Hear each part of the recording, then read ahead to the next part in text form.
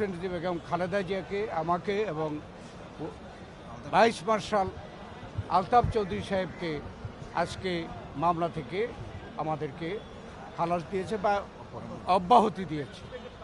এ থেকে প্রমাণিত হয় যে বিগত সরকার ক্ষমতায় টিকে থাকার জন্য, গায়ের জোরে ক্ষমতায় টিকে থাকার জন্য এইভাবে দেশের মানুষকে মামলা, মিথ্যা মামলা, বানোয়াট মামলা দিয়ে হয়রানি করেছে।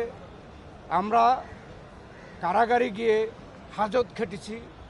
এই দেশে বিগত সরকার মানুষ হত্যা করেছে, গুম করেছে, এইভাবে মামলা মোকদ্দমায় তারা আমাদেরকে নির্যাতিত করেছে এবং আল্লাহ তাআলার পক্ষ থেকে এই তাদের নির্যাতন, তাদের দুর্নীতি, তাদের এই অপশাসনের জন্যই কিন্তু আল্লাহর তরফ থেকে এদেশের ছাত্র জনতার গণ অভ্যুত্থানের মাধ্যমে ওই সরকারের পতন